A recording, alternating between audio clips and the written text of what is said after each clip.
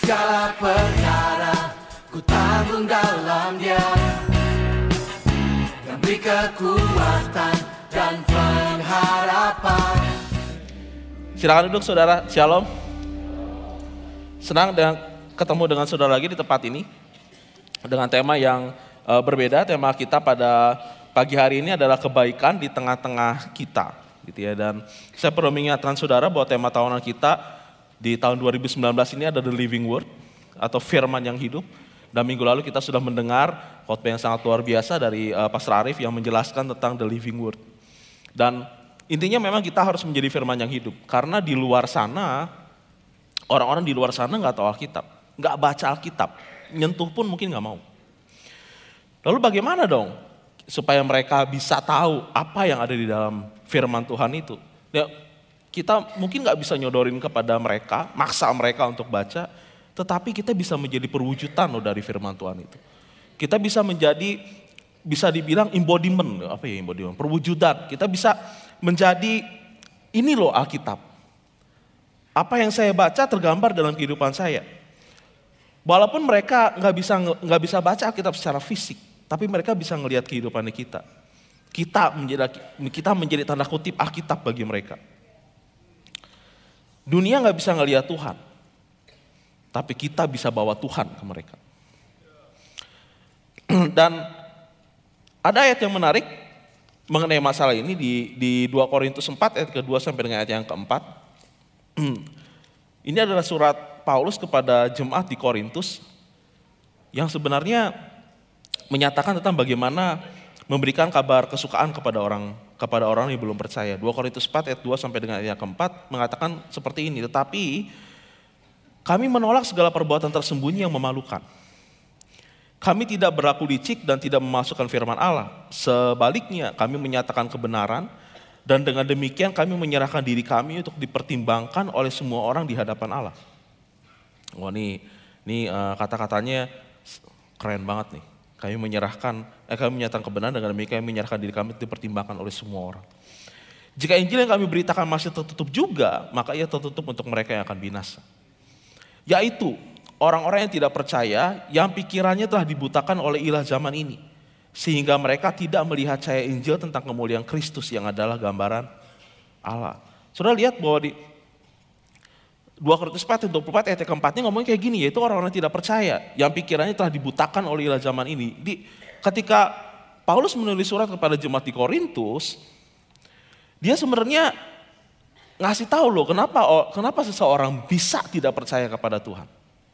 Di situ dibilangnya orang-orang yang nggak percaya itu pikirannya telah dibutakan oleh zaman ini, oleh ilah zaman ini, sehingga mereka tidak melihat terangnya Kristus, cahaya Injil yaitu kemuliaan Kristus.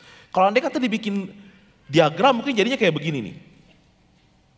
Orang-orang yang bisa next slide. Orang-orang yang tidak percaya itu pasti akan binasa. Jadi orang yang tidak percaya binasa. Kenapa mereka tidak percaya? Mereka tidak percaya karena mereka nggak bisa ngelihat cahaya Injil tentang kemuliaan Kristus. Lalu kenapa kok mereka nggak bisa melihat kemuliaan Injil, cahaya Injil tentang kemuliaan Kristus? Karena mereka dibutakan oleh ilah zaman ini.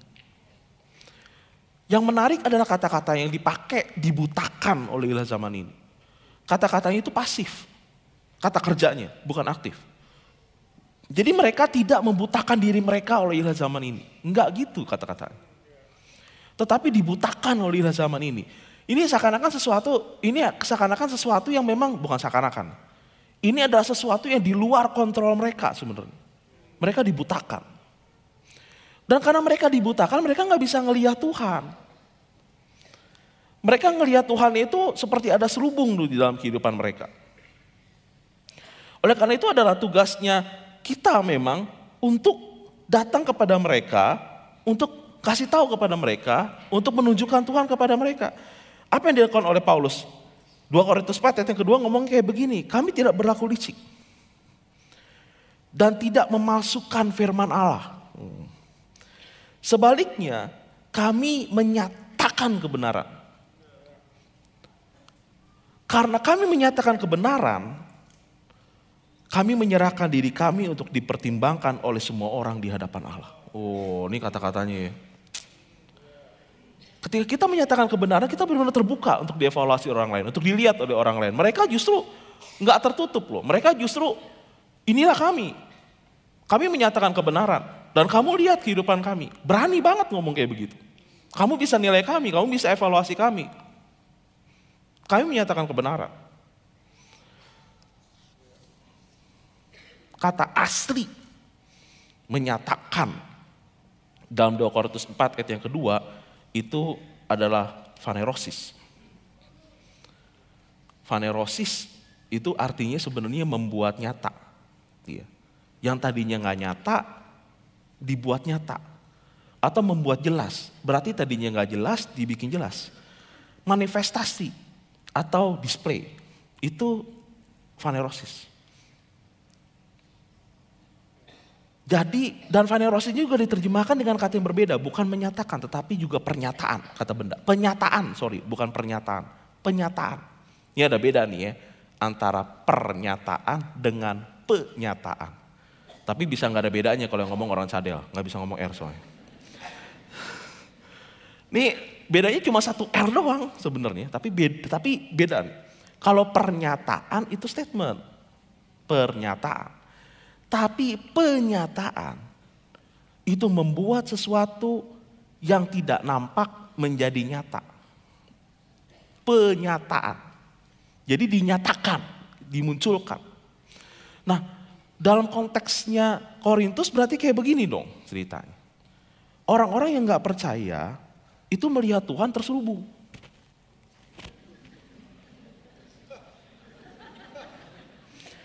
Gak kelihatan. Oleh karena itu perlu dinyatakan. Perlu ada orang yang menyatakan Tuhan kepada mereka. Karena mereka gak bisa ngelihat Tuhan itu modelnya kayak apa. Dan tugas kita lah yang sebenarnya untuk datang kepada mereka untuk jadi perwujudan kebenaran. Supaya mereka yang tadinya gak bisa ngelihat kebenaran, mereka bisa ngelihat kebenaran. Dan berarti tugas kita itu tanda kutip nih. Ini saya senang pakai tanda kutip. Membuka selubung Tuhan. Supaya orang lain bisa mengenal Tuhan. Dan tahu gak sih saudara, ini hebatnya ini. Kalau andai kata kita jadi perwujudan firman yang menyatakan Tuhan, Tuhan itu adikodrati. Kalau orang lain mengenal Tuhan melalui kita, kalau kita menunjukkan kalau kita menyatakan Tuhan, maka kehidupan kita juga akan penuh dengan adikodrati. Karena Tuhan ingin menunjukkan dirinya penuh dengan kuasa. Dan oleh karena itu ketika kita menyatakan dirinya Tuhan kepada orang lain, maka orang lain juga akan melihat kita itu sepertinya penuh dengan kuasa. Karena kita lagi menyatakan Tuhan. Tunggu sebentar sampai saat ini, nyambung gak nih saudara? Karena saya juga ngomongnya bingung. Ketika kita menyatakan Tuhan yang penuh dengan kuasa, maka kehidupan kita yang kelihatan sama orang lain penuh dengan kuasa. Ini contohnya nih. Kisah Rasul pasal yang kedua ayat yang ke-42-43 ngomongnya kayak gini. Mereka bertekun, nih jemaat mula-mula. Mereka bertekun dalam pengajaran rasul-rasul dan dalam persekutuan dan mereka selalu berkumpul untuk memecahkan roti dan berdoa. Maka ketakutanlah mereka semua, sedang rasul-rasul itu mengadakan banyak mujizat dan tanda, sign and wonder. Ketika kita menyatakan Tuhan, maka itu pasti akan disertai oleh tanda-tanda mujizat dan kuasa. Kenapa begitu? Ya iya, karena memang Tuhannya itu penuh dengan kuasa sih. Jadi murid-muridnya ketika mereka memberitakan Kristus, ketika mereka memperkenalkan Kristus kepada dunia, dan ketika orang lain melihat Kristus dalam kehidupan mereka, maka mereka melakukan seperti apa yang Kristus lakukan, penuh dengan mujizat. Penuh dengan suatu tindakan yang adikodrati sifatnya. Ketika mereka berdoa untuk orang sakit sembuh. Kenapa? Kok bisa begitu? Karena itu jadi kesaksian bahwa Tuhan itu Tuhan menyembuhkan. Karena kan orangnya lagi menyatakan Tuhan. Karena Tuhan adikodrati, maka kehidupan orangnya juga kelihatannya adikodrati. Bukan karena orangnya hebat loh. Tetapi ketika dia memancarkan Tuhan, orang ini juga memancarkan kekuatannya Tuhan. Juga memancarkan kekuasaannya Tuhan. Juga memancarkan mujizatnya Tuhan. Karena itulah Tuhan. Dan orang yang melihatnya akan bilang, serem juga ya. Ternyata Tuhannya powerful banget ya. Jadi saluran. Oleh karena itu jangan heran kalau andai kata kehidupan orang-orang yang betul-betul menyatakan Kristus dalam kehidupan mereka, kehidupannya akan penuh dengan mujizat. Dan Roma 12 nih, kita baru masuk nih, tadi itu pendahuluan. Roma 12 ayat 9 sampai ayat yang ke-21, Paulus menuliskan ciri-ciri sebenarnya orang yang menyatakan Kristus, bisa dibilang kayak gitu. Dan ciri-cirinya saudara akan lihat bahwa banyak yang kayaknya adikodrati, karena nggak ada di luaran nih model kayak begini. Ciri-cirinya kayak apa sih? Roma 12 ayat 9 sampai ayat yang ke-21, saya akan bacakan untuk saudara. Hendaklah kasih itu jangan pura-pura. Oh, langsung ditembaknya gitu ya. Kasih itu jangan pura-pura, kasih itu harus tulus, bukan fulus.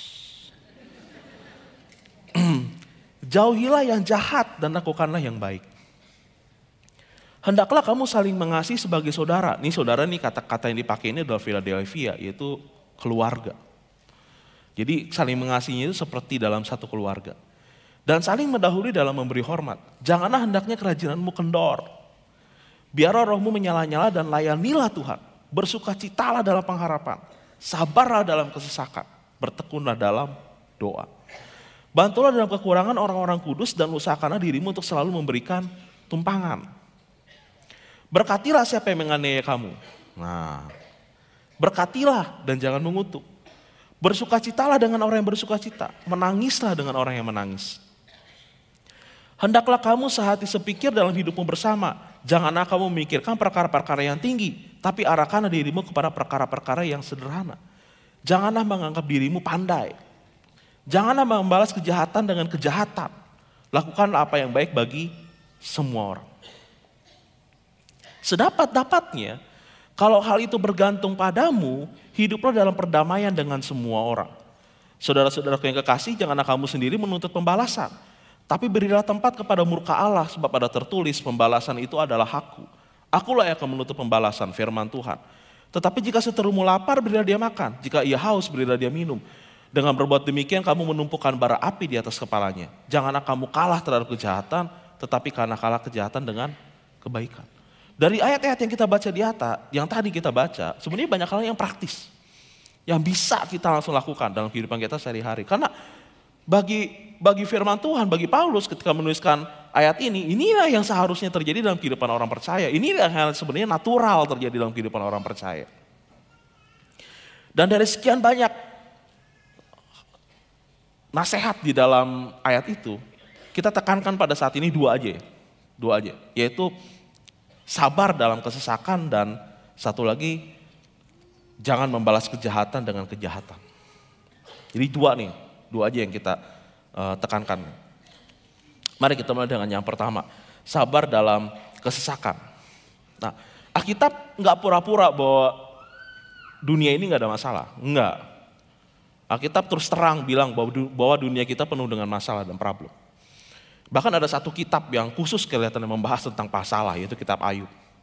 Dan Ayub sendiri ngomong kayak gini, apakah kita mau menerima yang baik dari Allah tetapi tidak mau menerima yang buruk? Nah, dengan omongan model kayak begini aja, berarti Tuhan memang mengizinkan, bisa dibilang tanda kutip nih, sesuatu yang buruk menimpa kita. Ini dari kata-katanya Ayub. Berarti memang ada permasalahan, ada problem yang Tuhan izinkan terjadi dalam kehidupan kita.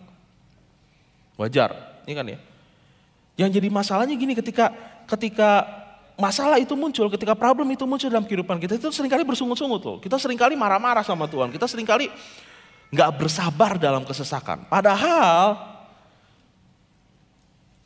tujuan Tuhan mengizinkan permasalahan terjadi itu belum tentu buruk. dan pasti baik. Tuhan itu punya tujuan loh di balik setiap permasalahan. Ketika dia mengizinkan sesuatu terjadi dalam kehidupan kita, dia tahu persis sebenarnya apa yang sedang dia taruh di dalam kehidupan kita. Dan dia tahu tujuannya. Kenapa itu harus terjadi. Cuma yang jadi problemnya adalah kitanya yang seringkali nggak bisa terima dengan hal situasi yang buruk yang menimpa kita. Daripada bersungut-sungut nih. Lebih baik kita menanyakan 4 pertanyaan ini kalau andai kata kita mengalami satu masalah. Ini tips daripada ngamuk-ngamuk nih. Kalau kita mengalami masalah, pertanyaan pertama gini yang mesti ditanya. Sebenarnya dituntun ke arah mana saya oleh permasalahan ini? Karena Tuhan dapat menggunakan masalah untuk mengarahkan langkahnya kita. Dan ini beberapa waktu lalu, saya udah share apa belum sama saudara, saya lupa. Tapi kalau udah, berarti saudara mesti sabar untuk mendengar cerita-cerita saya yang diulang-ulang. Beberapa waktu yang lalu saya ketemu dengan jemaat yang cerita. Dia datang ke salah satu pasar, lalu dia ketemu tukang jual kelapa. Seingat saya tukang jual kelapa. Jadi tukang jual kelapa gitu, di situ dia ngobrol-ngobrol. Ditanya kapan mulai jualan, orangnya cerita begini-gini, terus kenapa kok mulai jualan? Dan orangnya ngomong kayak begini, saya mulai jualan kelapa karena saya dipecat dari kerjaan. Ketika dipecat dari kerjaan, bingung mau ngapain. Mau ngapain ya? Waduh, mulai stres dan pada akhirnya dia mutusin ya udah jualan kelapa aja. Pas jualan kelapa, ternyata pendapatan dia jualan kelapa lebih gede dari pendapatan dia waktu kerja. Lebih gede. Terus orangnya ngomong kayak begini, ini uniknya nih. Kalau tahu jualan kelapa lebih gede pendapatannya daripada waktu kerja, kenapa nggak dipecat dari dulu-dulu? Gitu ngomongnya.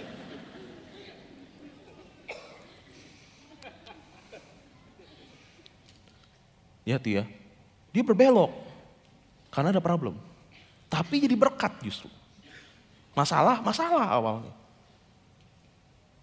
Nah gini, kita nggak ngomongin peningkatan pendapatan nih, ini penurunan pendapatan. Beberapa hari yang lalu sih, ini belum terlalu lama. Saya biasanya kalau naik taksi online, nggak saya sebutin mereknya ya. Kalau saya sebutin bayar. Soalnya Facebook streaming kok.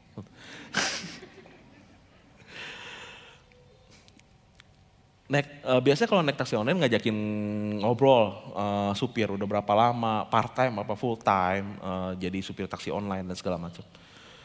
Dan pada waktu dia cerita, dan ini unik ceritanya. Dia cerita dia jadi supir taksi online karena dia bangkrut punya usaha. Usahanya dulu memang pas dicerita, wah keren juga usahanya. Bagus juga dan dia ngomong gini, aduh dia bilang, kalau nih dibandingin dulu nih sama pendapatan saya dulu nih sebelum jadi supir taksi online nih, ya ini mah pendapatan receh, dia bilang gitu.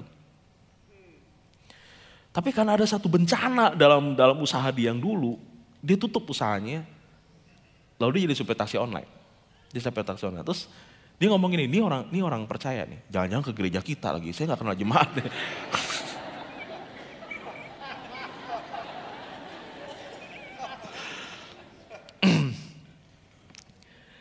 Dan dia ngomong kayak gini. Kalau dari sini mohon maaf ya Pak, saya izin ceritakan kisahnya.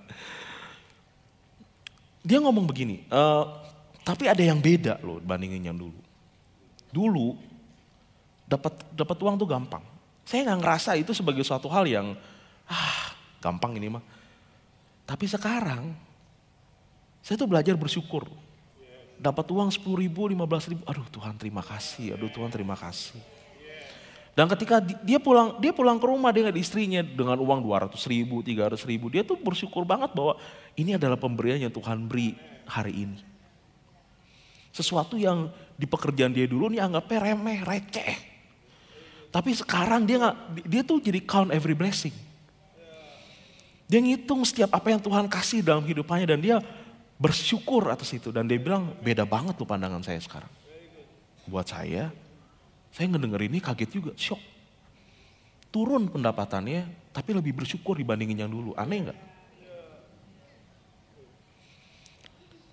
Masalah yang Tuhan taruh bisa memutar arah hidup kita ke arah seperti apa yang Tuhan mau.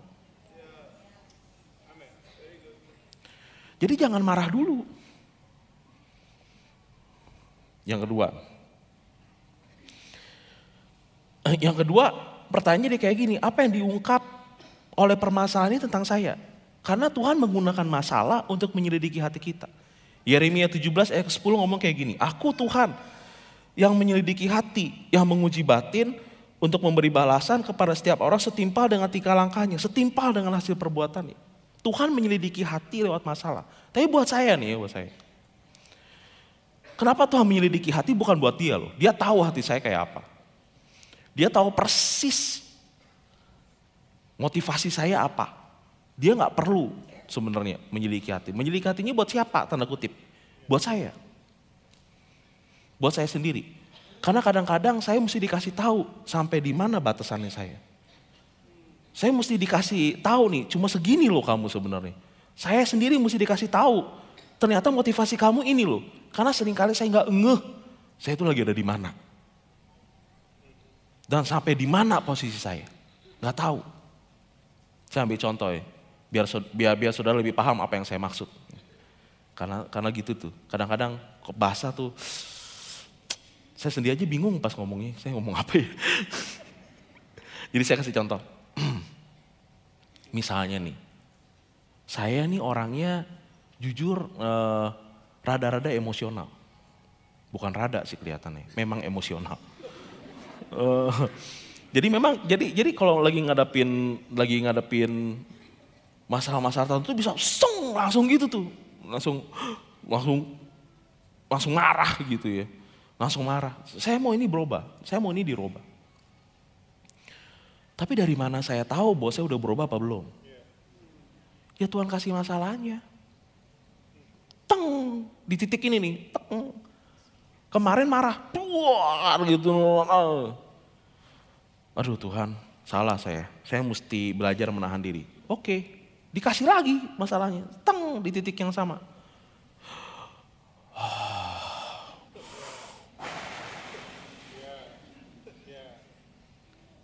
Lewat, ya enggak ya?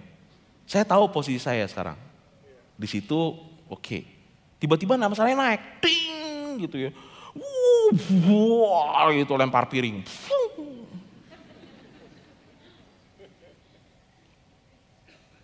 Itu batas lempar piring saya. Tapi sekarang saya tahu loh di mana batasan saya. Dan Tuhan bilang, gak bagus. Ayo dong, perbaikin diri lagi dong. Karena dari mana saya tahu batasan saya? Dikasih lagi masalahnya. Dengan masalah-masalah yang datang ke dalam kehidupan saya tahu loh di mana garis batasnya saya. Dan saya tahu apakah saya berkembang apa enggak. Saya tahu saya lebih sabar apa enggak. Dan lebih gila lagi nih, saya tahu motivasi saya apa. Karena seringkali motivasi kita tertutup nih oleh kata-kata bagus yang kita pikir dalam diri kita sendiri. Tapi ketika kita diberikan satu problem, satu masalah, langsung keluar motivasi sebenarnya apa. Buat siapa coba? Buat diri kita sendiri. Tuhan seakan ngingetin, kamu tuh gak sehebat yang kamu kira. Iya juga ya. Oh ternyata di situ batasan saya. Problem tuh. Tuhan taruh masalah demi masalah supaya saya tahu di mana saya. Yang ketiga, yang jadi pertanyaan gini, pelajaran apa yang dapat diambil dari permasalahan ini? Ibrani 12 ayat 8-10 Tuhan bilang, firman Tuhan mengatakan bahwa Tuhan itu mengoreksi, Tuhan itu mendidik.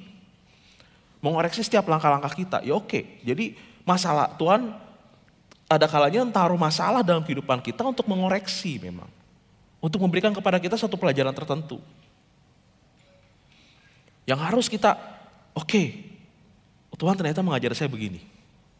Jelas ya, saudara. Dan ini yang keempat ini yang menarik. Ada kalanya Tuhan taruh masalah di dalam kehidupan kita sebenarnya buat melindungi kita. Bingung. Saya juga bingung kalau saya nggak ngalamin kemarin. Waktu hari Kamis yang lalu, ini baru lalu peristiwanya. Hari Kamis kemarin, saya tuh pagi-pagi suka setiap hari Kamis saya pagi-pagi suka live tunas sarapan di TH. Live guru-guru SMP. Jadi jam 7 pagi saya mesti sampai sana. Nilai yang kita bangun on time, betul kan ya? On time. Jadi saya memang berusaha on time setiap kali ada live di sana. Jam 7 pagi. Nah ini problemnya Kamis kemarin, saya jam 6.15, saya tuh udah buka ojek online. 15 menit sampai jam setengah 7 gak dapet. Pada ngumpet di mana tuh semua orang? Gak dapet. Bingung saya 15 menit gitu aja tuh muter. 2 aplikasi. Gak usah saya sebutin deh ya, tahu dah ya. Gak ada yang dapet 15 menit. Itu saya mulai terlambat nih kalau begini ceritanya nih. Hitung-hitungan saya, dari rumah saya ke tunas sarapan itu 20 menit. Kalau dapat di setengah 7, kalau posisinya dekat, kalau posisinya jauh, ke tempat saya lagi. Wah, terlambat nih. Gimana nih? Saya bilang, ya udah kalau gitu. Jangan ojek online deh, taksi online. Ya udah saya buka taksi online. Saya buka taksi online, saya 5 menit nggak dapat apa-apa. Nggak dapat tuh 5 menit. Akhirnya dapat, gitu. Di posisinya udah berarti jam 7 kurang 25. Saya udah kasih tahu di grup guru-guru. Dan saya bilang, mohon maaf, saya terlambat. Karena hitung-hitungan saya terlambat. Nyampe di rumah saya jam 7 kurang 18. Saya ingat sih, udah kan saya lihat di jam dulu. Telat nih, terlambat. 7 kurang 18. Naik mobil, ini yang aneh. Di rumah saya nggak hujan. Di TH nggak hujan. Di tengah jalan hujan. Hujan lokal. Jadi pas lagi di tengah jalan, hujan. Benar-benar hujan. Saya bingung tuh saya ngomong gini. Dalam hati nih, saya tahu sekarang. Tuhan ternyata nyuruh saya naik mobil.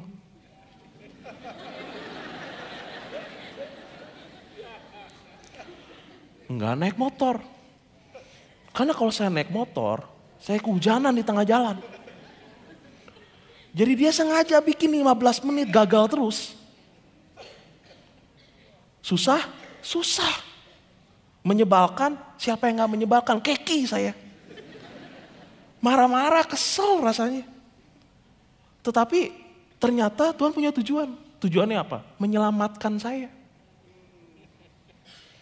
Karena saya diminta naik mobil. Karena ada hujan di tengah jalan. Saya baru, ini problemnya nih. Ini sudah nangkap maksudnya nih. Ada kalanya Tuhan taruh masalah dalam kehidupan kita, tujuannya sebenarnya sederhana. Buat nyelamatin kita. Kalau kita bablas terus, ada sesuatu tuh di depan. Dan ini hebohnya nih. Saya nyampe TH on time, jam 7. Jalanan gak macet sama sekali. Tuh lampu merah hijau semua.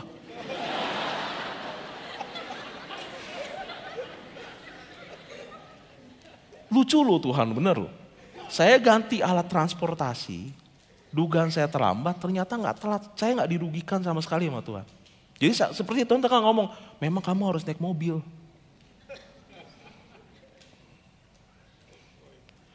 Nih sederhana nih ya, kelihatan nih.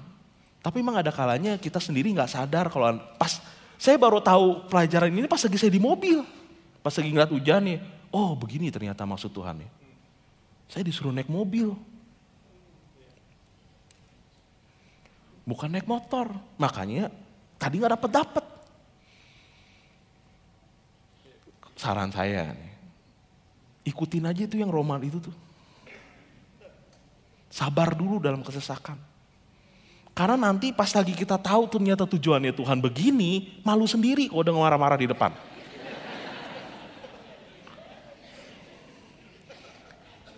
Ternyata yang Tuhan mau benar gitu. Terus kita ngomel-ngomel gitu, malu deh, bener dah. Baru ngeh, oh iya, bener Tuhan. Untung Tuhan larang tadi. Coba kalau malu-malu, apalagi udah ngamuk-ngamuk, udah segala macam, buang-buang energi, buang-buang waktu. Tapi emang buang-buang kalori juga sih, diet gitu ya. Kan ngeluarin banyak kalori kan kalau marah kan.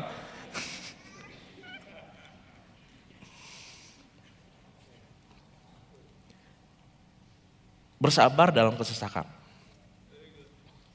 Bersabar dalam kesesakan. Nah kita mulai yang kedua. Yang kedua itu jangan membalas kejahatan dan kejahatan. Dan ini juga menarik. Jangan membalas kejahatan dan kejahatan. Kita ini murid Kristus loh. Dan Kristus itu mati untuk musuhnya. Iya. Ketika kita diselamatkan, kita ini posisinya seteru Allah. Dan Kristus itu mati untuk musuh. Dan kita ini muridnya. Dan kita diminta untuk memancarkan dia. Ayat ini muncul. Kelihatannya, aduh gimana, jangan membahas kejahatan dan kejahatan, orangnya rese banget sih. Dan ayat ini muncul jangan membalas kejahatan dan kejahatan, ini muncul tepat di bawah ayat yang ngomong kayak gini, jikalau seterumu lapar, kasih dia makan. Jikalau haus, kasih dia minum. Yang jadi pertanyaan kan gini, kenapa?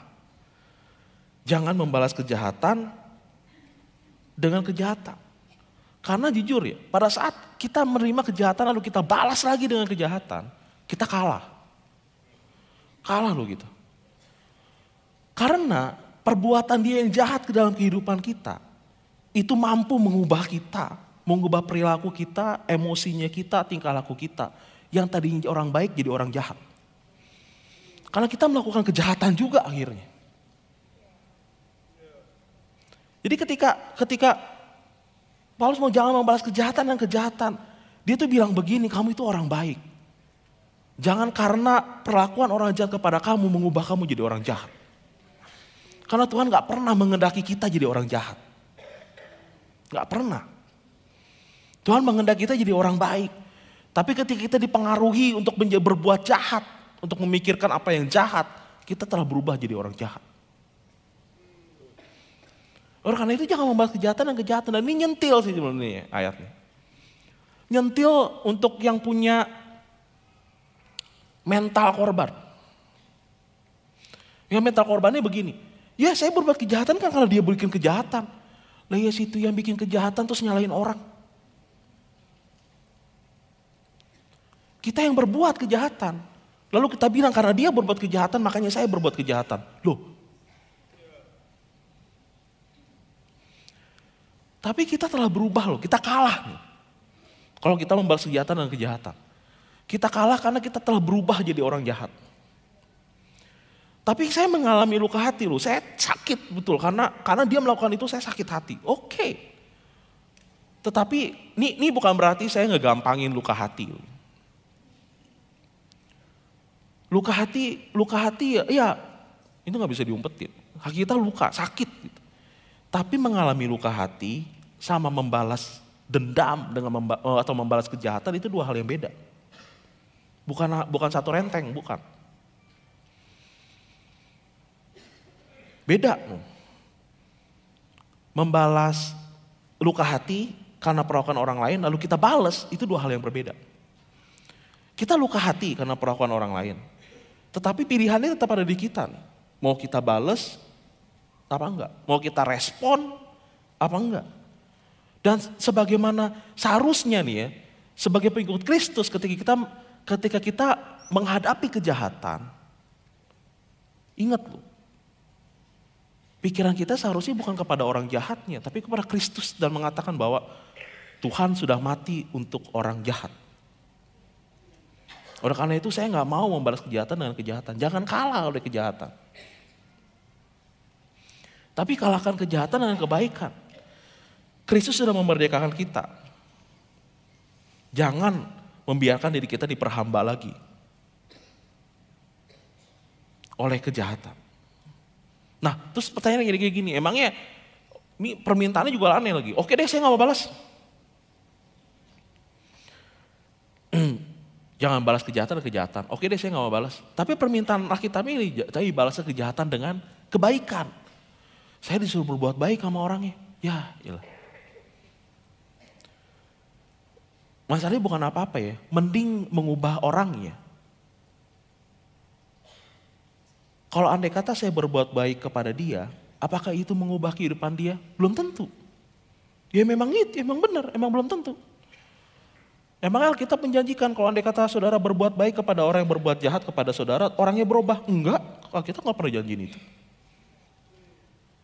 Taunya dari mana? Dari ayatnya. Mana tuh tadi ayatnya? Tadi saya cari dulu ayatnya. Ayatnya kan ngomongnya gini. Roma 12 tadi kan ada ayat yang ngomong gini. Sedapat-dapatnya kalau hal itu bergantung padamu, hiduplah dalam perdamaian dengan semua orang. Sedapat-dapatnya kalau hal itu bergantung padamu, berarti memang ada kasus di mana tidak dapat. Karena kan sedapat-dapatnya.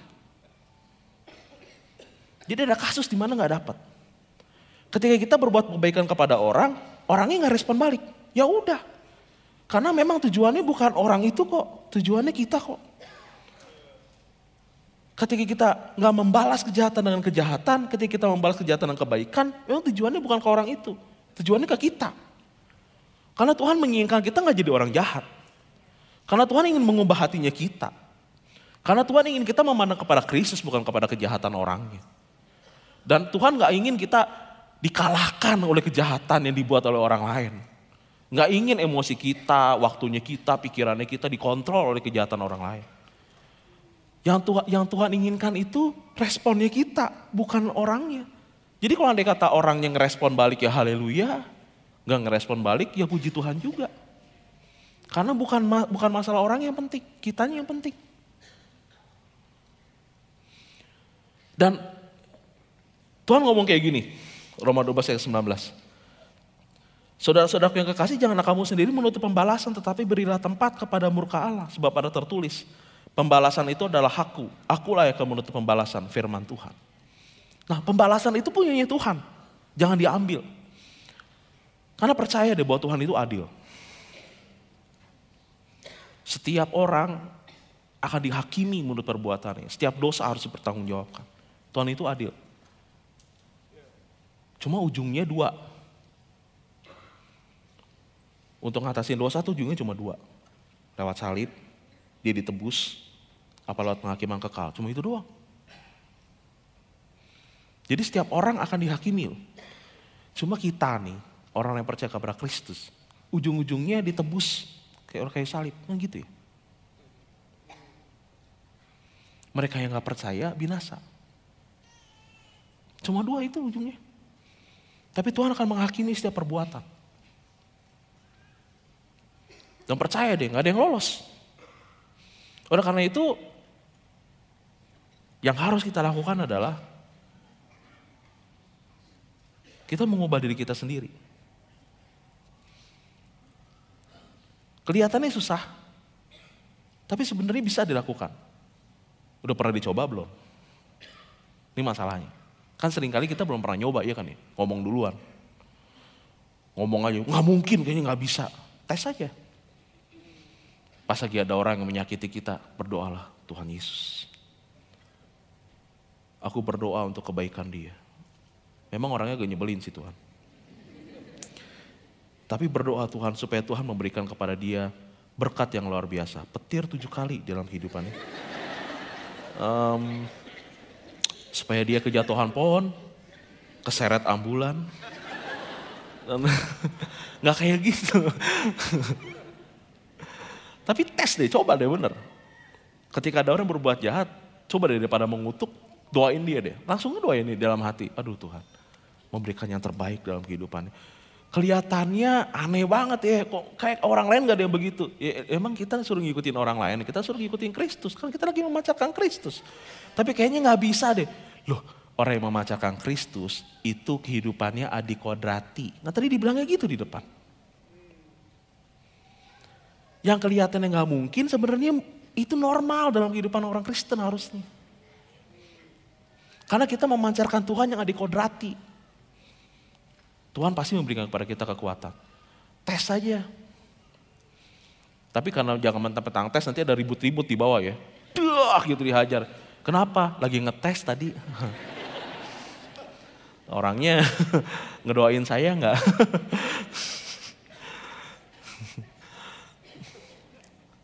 Tes. Contoh yang paling bagus ayat terakhir. Contoh yang paling bagus dalam Alkitab mengenai hal ini adalah kisah Yusuf.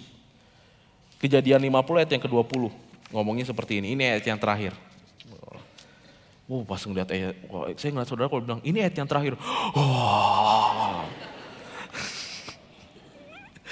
Kejadian 50 ayat yang ke-20.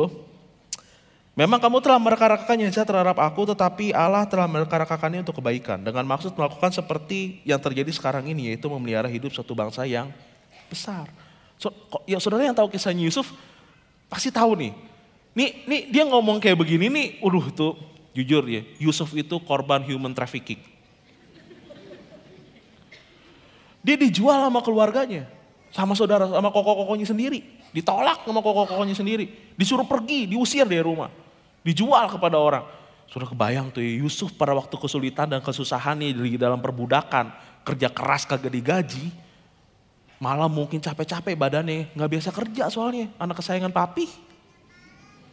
Apa dia gak ngegerundung dalam hati terus ngomong kayak begini.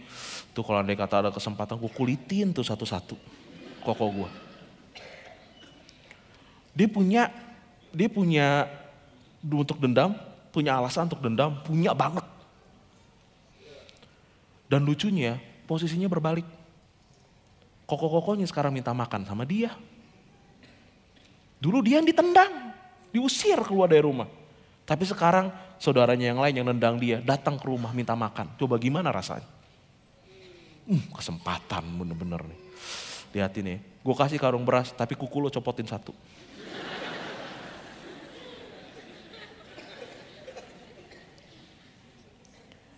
Dia gak melakukan itu loh. Kenapa? Karena dia melakukan sesuatu. Dia ngeliatnya Tuhan. Dia ngomong kayak gini. Memang kamu telah mereka-rekakan kejahatan. Betul kan ngomong gitu? Yusuf mengakui koko-kokonya memang jahat. Tetapi Allah telah mereka-rekakannya untuk kebaikan. Yusuf ngomong kayak gini. Memang dulu tuh kamu tuh jahat banget sama saya. Tapi tenang aja, gak usah khawatir. Saya gak ngeliat kejahatan kamu kok. Yang saya lihat itu adalah Tuhan ngubah kejahatan kamu jadi kesuksesan saya. Itu yang saya lihat. Tuhan ikut campur tangan jadi gak kelihatan tuh kejahatan kamunya. Karena Tuhan mengubahnya itu kok. Jadi tenang aja, gak usah khawatir. Percaya deh. Tuhan melakukan sesuatu yang unik. Tuhan melakukan sesuatu yang sangat unik. Kalau andai kata saya ada di sini, itu semua karena Tuhan telah mengubah kejahatan kamu menjadi kesuksesan. Jadi intinya kayak gini. Tuhan itu bisa mengubah kepahitan kita jadi sesuatu hal yang manis. Tuhan itu bisa mengubah cerita pahit jadi cerita sukses. Tapi persyaratannya kan kita mesti beriman kepada Tuhan bahwa Tuhan itu gak lepas kendali atas kehidupan kita. Walaupun kita ngalami suatu hal yang pahit.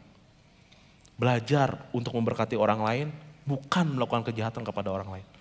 Karena ketika kita melakukan itu, hilang tuh Tuhannya. Ikutin apa yang Tuhan mau dalam kehidupan kita. Maka kehidupan kita yang pahit akan berubah jadi manis. Mari saudara-saudara bangkit berdiri.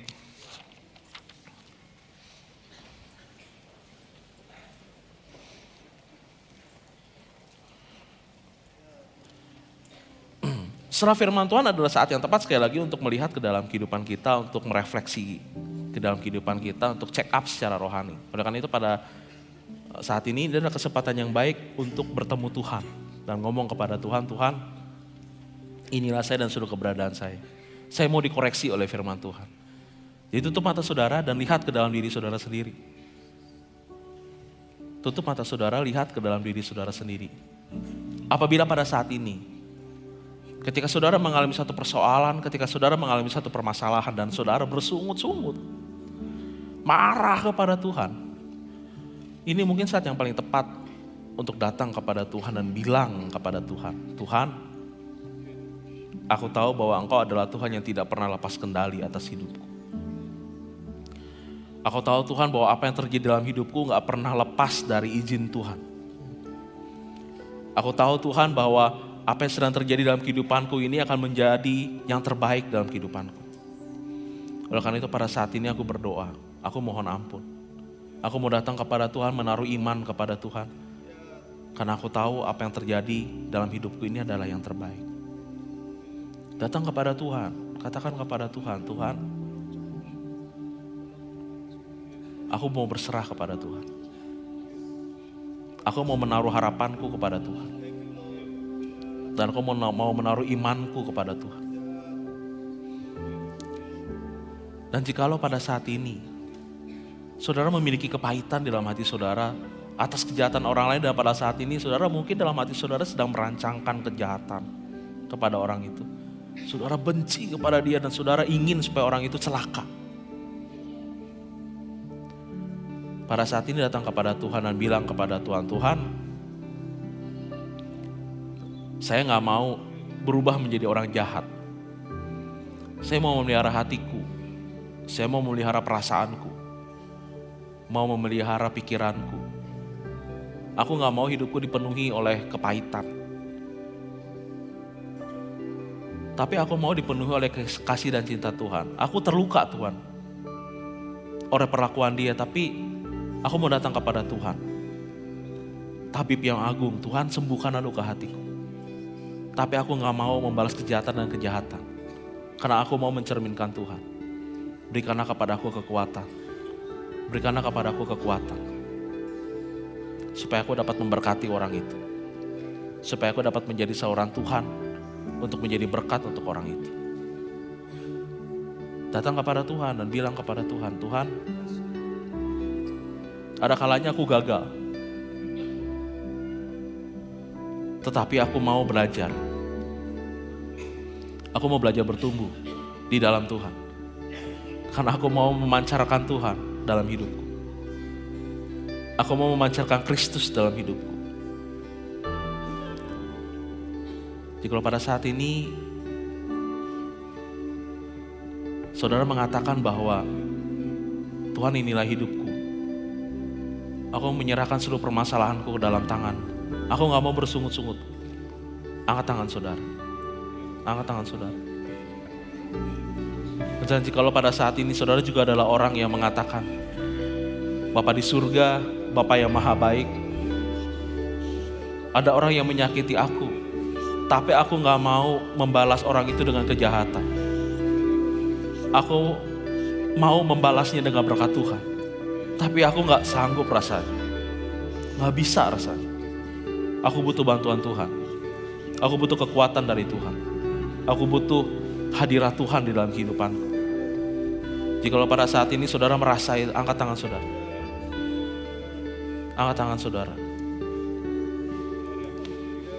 Bapak Surgawi, Engkau lihat tangan-tangan yang terangkat. Tangan-tangan ini adalah tangan-tangan yang akan mendapatkan kemenangan di dalam kehidupan mereka. Kemenangan atas permasalahan mereka. Karena pada saat ini mereka sadar betul, mereka tahu betul bahwa Engkau menyediakan yang terbaik dalam kehidupan mereka.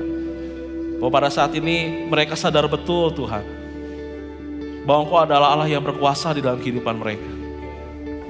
Pada saat ini mereka tahu betul bahwa pengharapan lewati hari esok bersama Dia. Kesediaan